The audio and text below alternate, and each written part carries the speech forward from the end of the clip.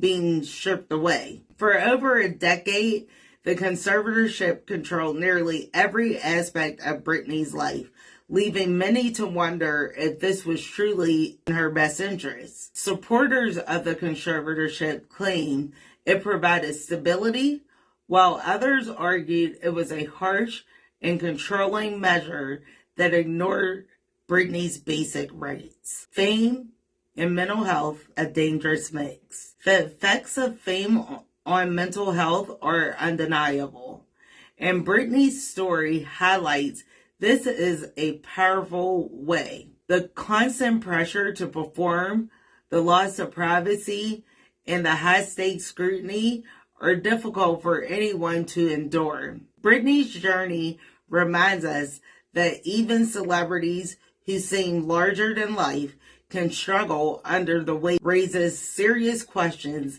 about autonomy. I'm going to spell this for you because I know I keep pronouncing it wrong. NY, especially when it intersects with mental health. Was she unfairly treated, reduced to a controlled image rather than a person? Her situation has pushed society to think deeply about how we handle mental health, autonomy, and support for those facing real struggles.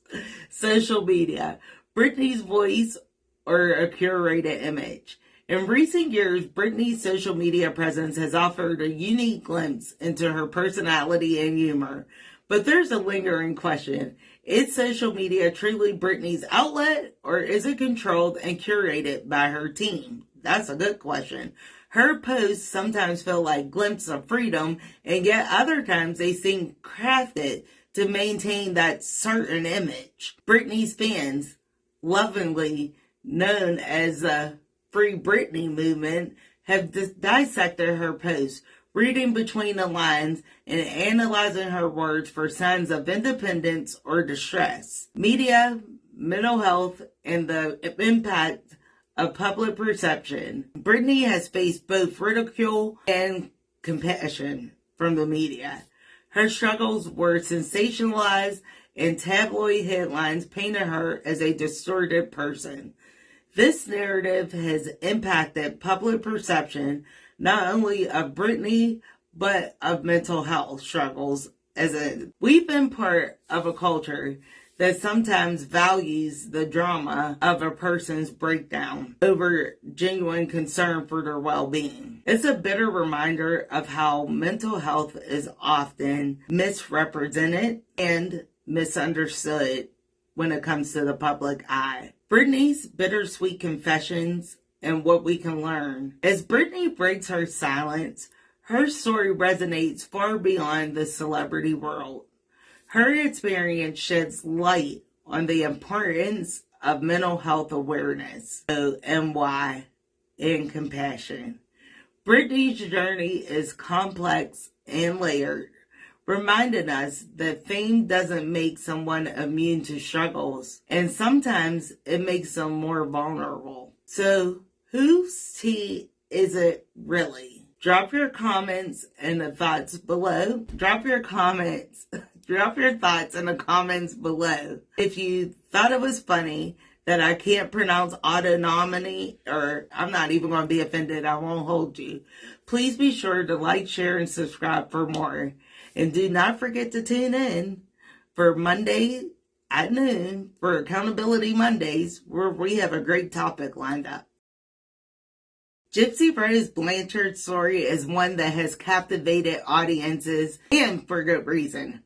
Her life has been a complex tapestry of manipulation, control, and don't forget deceit, with her relationships with Ken and Ryan at its center. As Gypsy's story unfolds, it becomes clear that these relationships were anything but ordinary, shedding light on how deeply rooted control and manipulation has shaped her life. Gypsy Rose was born in 1991, and from a young age, her mother, Dee Blanchard, controlled every single aspect of her life. Dee Dee fabricated stories of Gypsy's supposed illnesses, forcing her through a lifetime of unnecessary medical treatments. This toxic dynamic set the stage for Gypsy's future relationships especially with Ken and Ryan, escaping one trap and entering another. Gypsy and Ken. As Gypsy grew older, she began to rebel against her mother's grip, seeking ways to escape. It was during this time that she met Ken, her first boyfriend, a few years older than her, and someone who represented the freedom that Gypsy craved. Their relationship quickly became intense, but Ken had his own controlling tendencies, which fed into Gypsy's insecurities and created a new layer of manipulation. Despite the red flags, Gypsy remained so invested in Ken, seeing him as her ticket out of her mother's controlling web. But instead of freedom, she found herself entangled in yet another controlling relationship. The cycle of manipulation and dependency that Gypsy has known her entire life continued, mirroring the abuse she once suffered at her mother's hand. From Ken to Ryan, a familiar pattern. After her relationship with Ken ended, Gypsy turned to online dating and soon met Ryan. He was charismatic and charming. Ryan would become Gypsy's husband, but he shared one key trait with Ken, that need to control. Ryan's behavior, marked by gaslighting and emotional manipulation, bore a striking resemblance to Dee Dee's. He would often make Gypsy doubt her own perceptions, telling her she was overreacting or crazy. This pattern was all too familiar, and Gypsy found herself trapped once again. A web of manipulation, Ken and the legacy of Dee Dee's control. Gypsy's relationships with Ken and Ryan reveal a disturbing pattern. Both men preyed on Gypsy's desire for freedom and her deep-seated insecurities, using manipulation tactics like gaslighting and isolation. These relationships weren't isolated incidents, but rather extensions of the control and abuse that defined her upbringing. Growing up under Dee Dee's oppressive influence had conditioned Gypsy to tolerate manipulation, making her vulnerable to these types of abusive relationships. In later interviews, Gypsy described feeling in a fog during her relationships with Ken and Ryan, which was a powerful metaphor for the level of control and manipulation that she's been under. Her story serves as a stark reminder of how emotional abuse can infiltrate every single corner of a person's life, often hiding in plain sight. Lessons from Gypsy's story. Understanding emotional abuse. Gypsy Rose's story is a testament to the ways emotional abuse can manifest subtly and insidiously. Critics might argue that Gypsy was aware of the manipulation and chose to stay, but that perspective ignores the complexity of emotional abuse. Gypsy's experience show us that abuse can take many forms and that manipulation can be deeply ingrained, making it difficult for survivors to break free. In the end, Gypsy's relationships with Ken and Ryan remind us of the power of manipulation and the importance of approaching these topics with empathy. Her story urges us to support and empower survivors and to recognize the hidden nature of emotional abuse. So, whose tea is it really? Let's unpack these relationships in the comments. If you want more insights into complex stories like Gypsy's, don't forget to like, share, and subscribe. We'll be moving on to the next flavor shortly. Popcorn and Stardust. Believe it or not, guys, some of Hollywood's biggest stars are stepping off those red carpets down in these YouTube streets. That's right. A-listers who once graced the big screen are now creating content on a platform known as YouTube, once known for its cat videos and DIY tutorials. But what's behind the surprising switch? And what does it mean for the entertainment industry? For years, Hollywood has been the mecca of fame, but times are changing. Streaming services, social media, and the allure of YouTube's direct audience engagement has sparked this new wave of interest in online videos. YouTube isn't just a hobby for these celebs either. It's a career move. Now let's talk about the rise of YouTube and fame for these A-listers. The shift isn't just about convenience. It's about control and creativity. YouTube has transformed from the quirky video platform into a global stage where anyone, and I mean anyone from Hollywood, stars to total unknowns like Myss T, can build an audience. For many celebrities, this type of media is empowering. With no studio executives calling the shots, they can experiment with their content and engage directly with their fans. No problemo, right? So why are celebs making this switch? So what's the real pull? Here are some key reasons driving this trend, I promise. Creative freedom. Unlike Hollywood, where studios and contracts can restrict what an actor or director can do, YouTube gives creators complete control. Thank you, YouTube.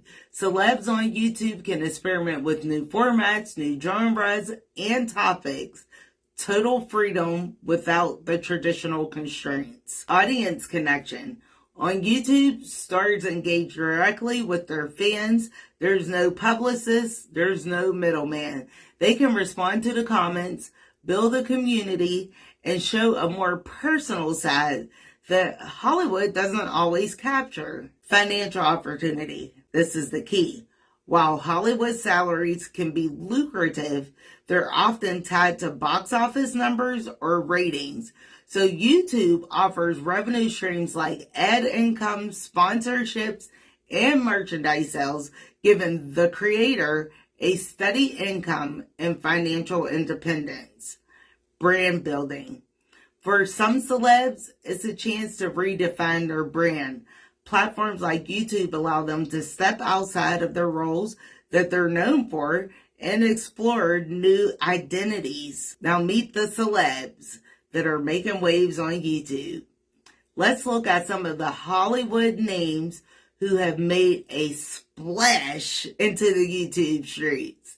David Dobrik, originally a Vine star, Dobrik now has over 15 million subscribers here on YouTube, where he shares vlogs, challenges, and lifestyle content. His success on the platform has opened doors to even more lucrative ventures. Lily Singh, aka Superwoman, one of YouTube's earliest mainstream successes, Singh gained over 14 million subscribers by creating comedy sketches, inspirational content, and music videos. Her YouTube career even led to her becoming the host of her own late night show. Now let's talk about Nikki Tutorials and James Charles. Celebs in the beauty community, these YouTubers have transformed makeup tutorials into an art form, amassing millions of followers and lucrative deals through YouTube content. Now let's talk about the challenges of YouTube life, okay? It's not all glitz and glam. Everybody wants to jump in, but it's not all glitz and glam, especially for the Hollywood stars moving to YouTube, because it came with a lot of unique challenges that they probably weren't even aware of. Brand risk. In Hollywood, actors often maintained a polished image. On YouTube, they're competing in a crowded space and must navigate audience expectations while staying relevant. I mean, we all have to do that, right? But okay, go ahead. Go off, Myss T. Creating for YouTube is a hustle. It's a hustle. Many celebs are used to working with teams, but on YouTube, here's a reality. They often take on multiple roles. We're the director, we're the writer, we're the editor, making it happen in high pressure endeavors, right? But here's the bigger picture. Hollywood's new wave. This shift signifies a seismic change in the entertainment landscape. With YouTube offering creative freedom, stable income, and direct fan engagement, it's no wonder so many stars are making the jump. For viewers, it means unprecedented access to their favorite celebrities and content tailored to their interests. So, whose tea is it really? Drop your thoughts in the comments below. Let's keep this train rolling, because we have more things to spill about Hollywood. And I don't know what you think about the shift, but please drop it in the comments. And if you want more insights into celebrity culture, don't forget to like, share, and subscribe for more celebrity scoops. Have you ever been slapped by a rude comment and just wish you had the perfect comeback? Trust me, we've all been there. And let me tell you, it's not exactly the highlight of my day. But today, we're diving into how to flip that script, to turn those negative vibes into a chance to show your confidence and take back control. Because, let's face it, sometimes the right comeback can be an empowering tool. Lately, some viewers have voiced that I come across too nice and that I am letting people walk all over me. Some subscribers have even left thinking I wasn't standing up for myself. But here's the real tea. I'm building a community here. I'm building a community where everyone's opinion matters and I respect it. And this is a safe space for them to share their perspective. I want every single one of you to feel comfortable sharing your thoughts here at WhoseTeaTV, even if they're different than mine. If you're standing up for me, because there have been some, know that I appreciate it deeply, but I won't let negativity or hurtful comments derail my goals or my dreams. My mission is to create an inclusive environment where confidence and respect coexist. The power of well-timed comebacks is everything. In today's world, people seem bolder with their words, throwing shade from behind a screen or sometimes in person. But when someone is trying to take control of a conversation with an insult, they're often trying to make you feel small. That's where the art of a comeback should come in for most. And it's important to be witty when you respond. The truth, insults often stem from a place of insecurity or jealousy. Responding with a clever comeback isn't just defending yourself, it's actually reclaiming the control that you have upon your actions. A smart, sassy response will say, I'm not going to let you get to me. And that feeling, that's empowerment. It's using a comeback, just stooping to their level. Okay, if you're using a comeback, it's not just stooping to their level. I get it. Some might say that throwing a comeback is just adding fuel to the fire. But here's the thing. When we respond with a confident comeback, we're not out to belittle anyone. We're asserting our own worth and boundaries, which is a healthy form of self-respect. This isn't about being rude at all. If you thought that, you came to the wrong place. It's about standing tall. The art of a sassy comeback. Now, here's what makes a comeback truly sassy. For starters, it has to be quick, clever, and concise. Timing is always everything. You have to deliver it with a calm, collected demeanor. And you have to add a touch of humor if you can. The goal is to keep your cool, showing that you're in control without letting your emotions get the better of you. Consider these iconic examples. Mean Girls. Regina George tries to shut down Candy with a, "You can't sit with us." But Candy, what's her name, Candy or Caddy? Anyway, she responded, "You can't sit with us." And then you can't even sit with yourself. That was classic sass. In Parks and Recreation, April Lundgate had a witty retort for every situation. When Andy Dyer tries to argue, she snaps back, "I'm not arguing. I'm just explaining why I'm right." I love that. These comebacks work because they're confident, they're funny, and they're perfectly timed. Handling rude comments as a content creator. As a creator, I've had my fair share of negative comments, guys. I'm telling you, I don't care how much they shade me, I just keep going back for more. But anyway, sometimes I'll respond with humor. Other times I just let it roll off my back and keep moving on with my day. I will not lie. Building this channel means fostering a respectful, open community. So while I appreciate all of my defenders out there, I will not let that negativity push me off track. You will not knock me off my square, people. My goal is to create a safe space where everyone, which means you, no matter what your opinion, feels welcome to share it here. Should you always use a comeback? Comebacks are powerful, but that doesn't mean they're always necessary, okay? Sometimes the high road really is the best path. But when you choose to do a response or type of response, make sure it's thoughtful, make sure it's clever, and please make sure you deliver it with confidence. It's all about standing up for yourself without stooping to hurtfulness. It's time to find a balance between confidence and kindness. Ultimately, handling negativity is about balancing self-assurance with kindness. We can assert our worth without putting others down. And if a comeback helps you stand tall, then go for it by all means. Just remember that it's a reflection of your confidence, not cruelty. So, whose tea is it really? Let's spill it down in the comments below. If you got a favorite comeback or a personal story that you want to share here at WhoseTeaTV about how you're dealing with anything negative, I'd love to hear it.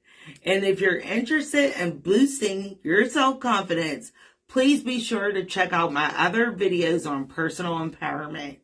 And do not forget to like, share, and subscribe for more positive energy and self-assured sass. Thanks for sipping with us on this Flavorful Friday. We've stirred up the spice, the zest, and honey garlic sass, and we hope you enjoyed every single drop. Now it's your turn. Share your thoughts in the comments and let us know which flavor resonated with you most. And do not forget, we're keeping this momentum going with Accountability Monday at noon. Until then, keep on sipping the tea of wisdom and let it brew into action. See you in the next video.